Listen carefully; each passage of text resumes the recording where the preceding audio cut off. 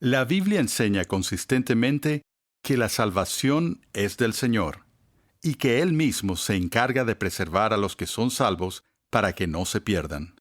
Ahora, ¿qué escribió Pablo a los filipenses? Él dice que el que comenzó la buena obra en vosotros, la perfeccionará hasta el fin.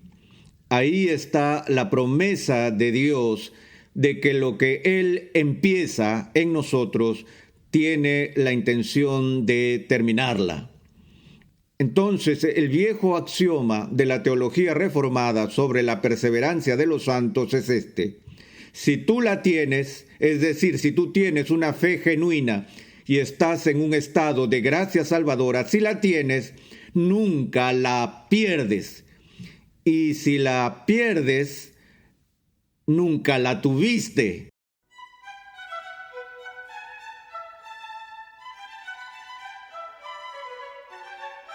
Bienvenidos una vez más a Renovando tu Mente con el Dr. R.C. Sproul.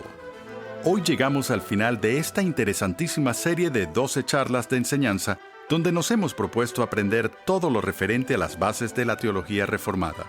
Por eso, y para concluir la serie, hoy nos adentraremos a estudiar lo que se conoce como la doctrina de la perseverancia o preservación de los santos. Y veremos por qué, si uno acepta los primeros 4 puntos del calvinismo, la enseñanza de la preservación de los santos se hace fácil de aceptar. Pasemos una vez más al salón de clases con el Dr. R.C. Sproul en la voz de Pepe Mendoza.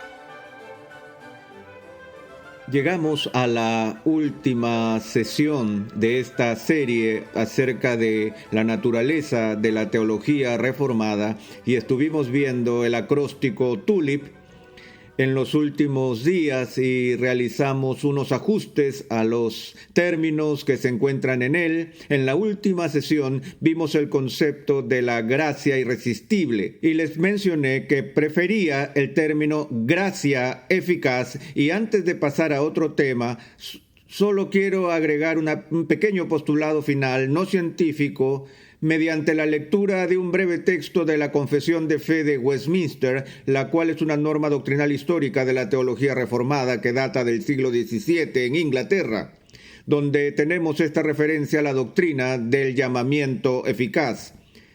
Dice así: todos aquellos a quienes Dios ha predestinado a la vida, y a ellos solamente, tiene Él a bien a su tiempo señalado y aceptado llamar eficazmente por su palabra y espíritu de ese estado de pecado y muerte en el que están por naturaleza a la gracia y la salvación por Jesucristo, iluminando espiritual y salvíficamente su entendimiento a fin de que comprendan las cosas de Dios, quitándoles su corazón de piedra y dándoles un corazón de carne, renovando sus voluntades y por su omnipotente poder, predisponiéndolos a lo que es bueno y trayéndolos eficazmente a Jesucristo, de manera que ellos vienen muy libremente, habiendo sido dispuestos por su gracia. Ahora, hago referencia una vez más acerca de la eficacia de la gracia de la regeneración, no para continuar donde nos quedamos la última sesión, sino como puente, como transición a la última letra del TULIP, la cual es la P en TULIP, y estoy seguro de que estarán encantados de saber que no voy a cambiar esta letra, y la P viene por perseverancia de los santos. Sin embargo, a pesar que no voy a cambiar la letra, sí voy a hacer un cambio en la palabra. También creo que esta frase de perseverancia de los santos es peligrosamente confusa, porque una vez más sugiere que la perseverancia es algo que hacemos, tal vez en y por nosotros mismos. Ahora, yo creo que los santos perseveran en la fe y que los que han sido llamados eficazmente por Dios y han sido regenerados por el poder del Espíritu Santo perduran hasta el fin. Así que ellos perseveran Pero ellos perseveran no solo porque son tan diligentes en hacer uso de las misericordias de Dios, sino que la única razón por la cual cualquiera de nosotros continúa en la fe, aún hasta el último día, no se debe tanto a que hemos perseverado, sino porque nosotros hemos sido preservados. Por lo tanto, prefiero el término la preservación, la conservación de los santos, porque este proceso por el cual somos guardados en un estado de gracia es algo que es llevado a cabo por Dios. Ahora leemos esta declaración de la confesión sobre Dios, llamándonos con eficacia a la fe, que regeneración la llamamos la iniciativa divina. Y se refiere a la primera etapa en nuestra transformación.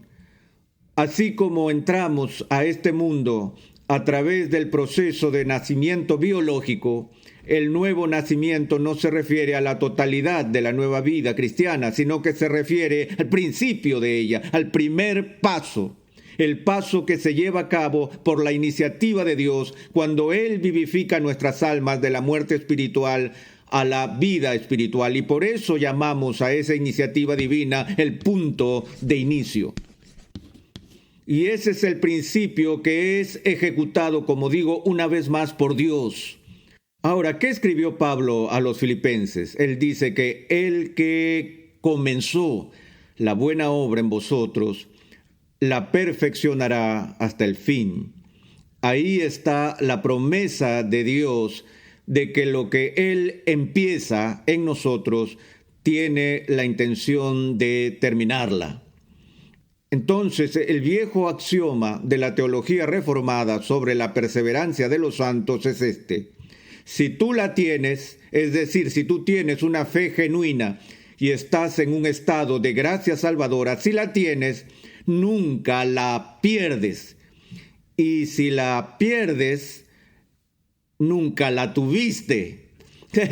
Sabemos que hay muchas personas que hacen profesión de fe y que luego se apartan y repudian o se retractan de su profesión de fe. Tal como Juan afirma en el Nuevo Testamento, estaban los que dejaron el grupo de los discípulos, y Juan dice de ellos, salieron de nosotros, pero no eran de nosotros. Estaban con los discípulos en términos de apariencias externas antes de apartarse, antes de dejar al grupo de los discípulos de Jesús. Habían hecho una profesión de fe externa y Jesús deja claro que eso es posible hacer, aun cuando uno no tenga lo que dice estar profesando. Recuerde que Jesús dice, este pueblo con sus labios me honra, pero su corazón está lejos de mí. Y aunque advierte al final del Sermón del Monte que en el último día del juicio muchos vendrán a él diciendo, Señor, Señor, ¿no hicimos esto en tu nombre? ¿No hicimos aquello en tu nombre? Y él les declarará, diciendo, apartaos de mí, hacedores de maldad. Yo nunca os conocí. No que los conocí por una temporada y luego se perdieron y me traicionaron. No. Ustedes nunca fueron parte del cuerpo invisible de mi iglesia invisible. El mismo tipo de comentario es hecho por Cristo con respecto a Judas, a quien llama el hijo de perdición desde un principio. Y en su oración sacerdotal, Jesús ora para que aquellos que el Padre le había dado nunca se pierdan y que nadie jamás se los arrebate de su mano. Y él da gracias al Padre porque todos los que el Padre le dio vinieron a él y ninguno de ellos se ha perdido. Y así podríamos enumerar en los próximos minutos una serie de pasajes similares en el Nuevo Testamento, donde tal tal seguridad es dada por los apóstoles que las personas que moran en Cristo tienen un futuro, una herencia futura que ha sido establecida desde la fundación del mundo y que algún día vamos a escuchar al Padre decir: venid, amados míos, heredad del reino que ha sido preparado para vosotros desde la fundación del mundo. Pero una vez más, el punto que quiero resaltar es que esta perseverancia en la fe no es algo que depende de nuestra fuerza. Aún después de que somos regenerados, todavía caemos en pecado. Y no solo en el pecado, sino en pecado grave. Y decimos que es posible que un cristiano se vea envuelto en una caída muy grave. Y hablamos sobre reincidencia, sobre faltas morales y cosas así. No puedo pensar en algún pecado que no sea el de la blasfemia contra el Espíritu Santo, que un verdadero cristiano no sea capaz de cometer. Vemos, por ejemplo, el modelo de David en el Antiguo Testamento, donde David fue sin duda un hombre conforme al corazón de Dios, fue sin duda un hombre regenerado, tenía el Espíritu de Dios en él. Tenía un profundo amor apasionado por las cosas de Dios y sin embargo este hombre no solo cometió adulterio, sino que se involucró en una conspiración para que el marido de su amante muriera en la guerra, lo que era en sí una conspiración para matar. Y eso es un asunto serio, muy serio. Y observamos el serio nivel de arrepentimiento al que David fue conducido como resultado de las palabras del profeta Natán. Pero el punto es que David cayó, y cayó muy hondo, como el apóstol nos advierte, en contra de tener una visión inflada de nuestra propia fuerza espiritual. Por lo que él dice: así que el que piensa estar firme, mire que no caiga. Y nosotros caemos y nos alejamos de la gracia. No es que caemos por completo, pero nosotros caemos en acciones muy graves. Nada más grave que la del apóstol Pedro, quien en público, con maldiciones, aún habiendo sido advertido, negó a Jesucristo, jurando que él nunca lo conoció. Una traición pública a Cristo. Él cometió traición contra su Señor. Recuerdan que antes de este episodio, él había sido advertido sobre este evento. Ya se imaginan, Pedro dijo que esto jamás ocurriría. Él jamás se comportaría de tal manera. Y recuerdan la advertencia de Jesús: Simón, Simón, Satanás te ha pedido para estremecerte como al trigo. Pero yo he rogado por ti para que cuando vuelvas fortalezcas a los hermanos. Ahora, él cayó, pero se levantó, fue restaurado, y su caída fue por un momento. Y por eso decimos que los cristianos verdaderos pueden tener caídas radicales y serias, pero nunca caídas totales y finales de la gracia.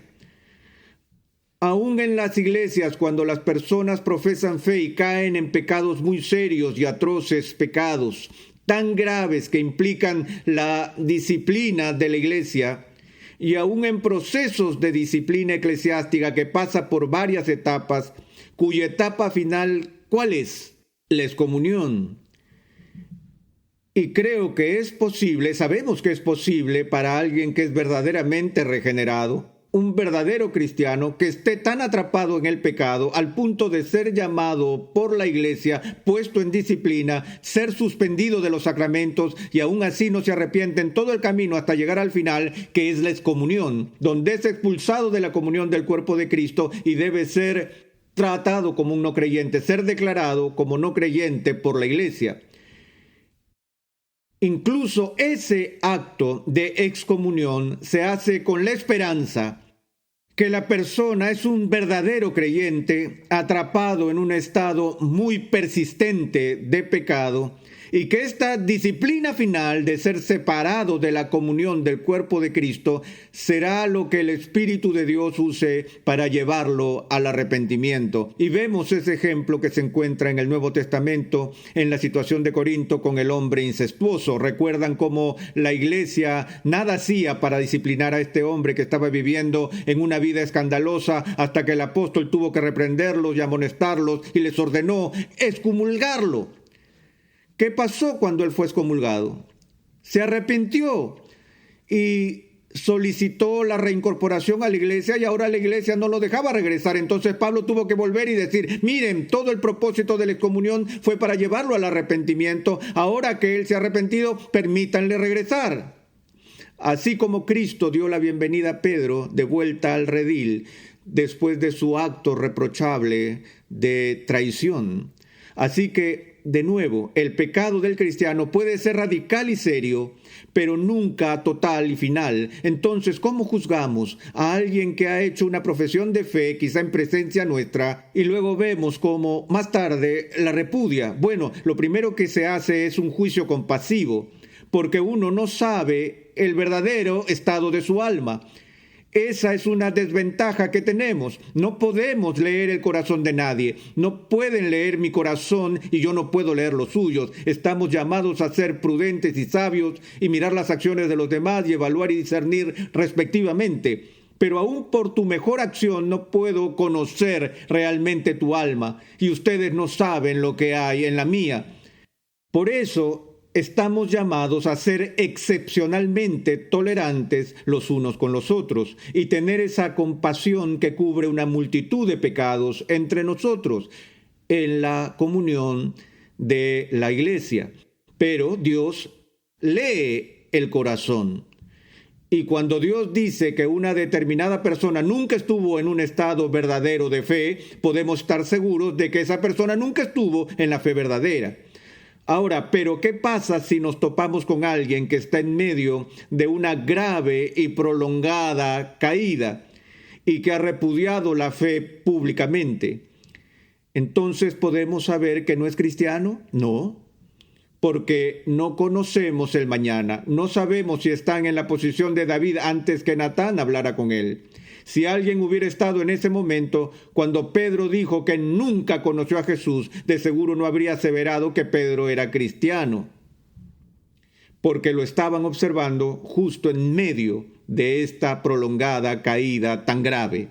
Pero todavía tenemos esperanza por aquellos que nos han dejado por un tiempo y que van a regresar. Y tenemos que reconocer que puede tratarse de una de dos cosas. Uno, que su profesión inicial no fue auténtica ni genuina, se trataba de una profesión de fe vacía y que nunca fue creyente, o que su profesión de fe era genuina y que va a volver.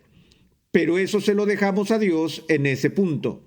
Pero lo que nos enseña el Nuevo Testamento es que el Espíritu Santo, de nuevo, el único que nos levanta de entre los muertos, y Él nos levanta para vida eterna. Todo el propósito de la elección de Dios es para llevar a su pueblo de manera segura al cielo.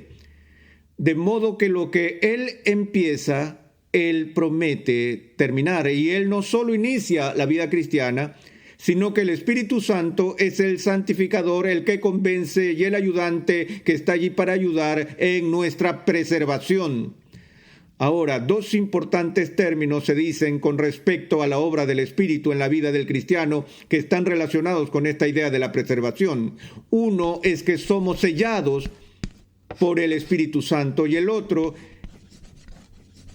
es que se nos dan las arras del Espíritu. Vamos a ver este último primero. El término arras del Espíritu se extrae del lenguaje comercial de los tiempos bíblicos y la única cosa que puedo pensar sobre eso es un paralelo que en nuestros días sería lo que llamamos una cuota inicial de dinero. Cuando alguien va a comprar una casa y se hace el contrato inicial, se da una porción de dinero como pago a cuenta o como pago inicial, lo que es una promesa de que usted tiene la intención de obtener un préstamo y cerrar el trato y pagar el resto del saldo. Y para demostrar que estás interesado, en serio entregas este pago. Ahora, sé que hay gente que ha pagado dinero de buena fe, pero que no logra cumplir. Tal vez ellos no estaban tan interesados en primer lugar, o tal vez aparecieron circunstancias que hicieron imposible el continuar con el compromiso. Pero amados, cuando Dios, el Espíritu Santo, les es dado a ustedes por el Padre como prenda, cuando el Espíritu mismo que mora en ustedes es el compromiso del Padre para su futuro, ¿realmente creen que el Padre vaya a fallarles en cumplir con el pago final? No tenemos un fajo de billetes, sino el Espíritu de Dios mismo morando en nosotros como promesa de Dios de finalizar la obra. Y no solo nos da las arras del Espíritu, sino que Él nos sella en el Espíritu Santo. Cuando Dios escribe nuestros nombres en el libro de la vida, Él no lo hace con un borrador a mano, sino que lo hace por la eternidad. Y Él nos sella en el amado para siempre. Ahora, finalmente, una de las razones por las que tenemos confianza en nuestro futuro no es solo por el ministerio del Espíritu Santo que acabo de mencionar rápidamente de paso, sino por lo más importante debido a la labor que realiza Jesús. A veces tenemos una tendencia, o a veces tenemos la tendencia a pensar que cuando Jesús vino y vivió su vida de perfecta obediencia y cumplió todas las exigencias de la ley que hemos incumplido, y entonces por su obediencia pasiva pagó el precio de nuestros pecados con la perfecta expiación, Él hizo todo lo que necesitamos que Él hiciera por nosotros. Pero nos olvidamos de que cuando ascendió al cielo y se sentó a la diestra de Dios y fue entronizado como Rey de Reyes y Señor de Señores, Él no solo fue a su reino, sino que también entró al cielo como nuestro gran sumo sacerdote. Y la función principal de nuestro sumo sacerdote, como Él nos dice, es el de interceder por nosotros diariamente ante el Padre. Jesús intercede por mí, por mi salvación final.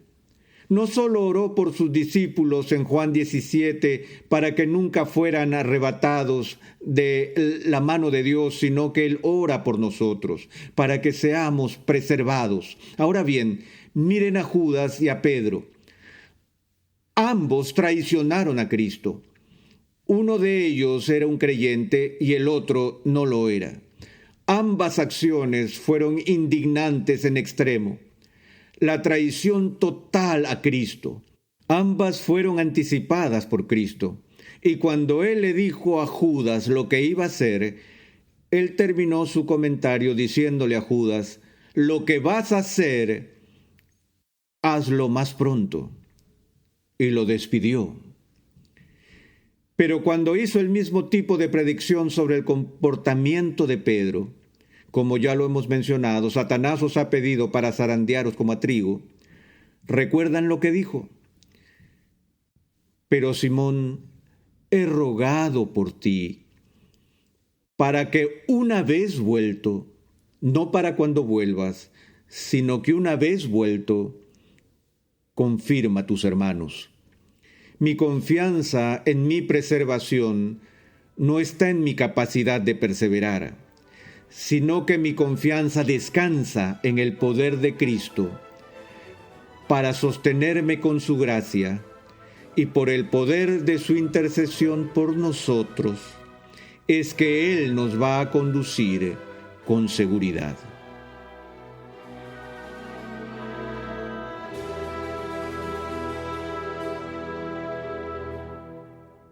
Aún después de ser salvos, los creyentes pueden caer en un pecado grave. Los verdaderos cristianos pueden tener caídas radicales y serias, pero no caídas totales y finales. Una de las principales razones por las que el cristiano puede tener confianza en que su salvación está segura es el continuo trabajo de intercesión de Cristo. El apóstol Pablo dijo en Romanos 8:34, ¿quién es el que condenará? Cristo es el que murió, más aún el que también resucitó, el que además está a la diestra de Dios, el que además también intercede por nosotros. Cristo es nuestro gran sumo sacerdote, quien intercede por nosotros todos los días. Renovando tu mente es una producción de los Ministerios Ligonier, la confraternidad de enseñanza del Dr. R.C. Sproul. Para contactarnos, por favor, envíanos un correo electrónico a programa@renovandotumente.org con tus preguntas, testimonios y comentarios. También te invitamos a visitar nuestra página web, renovandotumente.org, donde podrás descargar gratuitamente la guía de estudio de la serie de hoy y además encontrarás una amplia variedad de recursos, tales como clases, artículos y contenido multimedia, con la finalidad de cumplir con nuestra misión de proclamar, enseñar y defender la santidad de Dios en toda su plenitud a tantas personas como sea posible. Te invitamos a sintonizarnos nuevamente en esta misma emisora y en este mismo horario y a unirte a nuestra comunidad virtual en las redes sociales.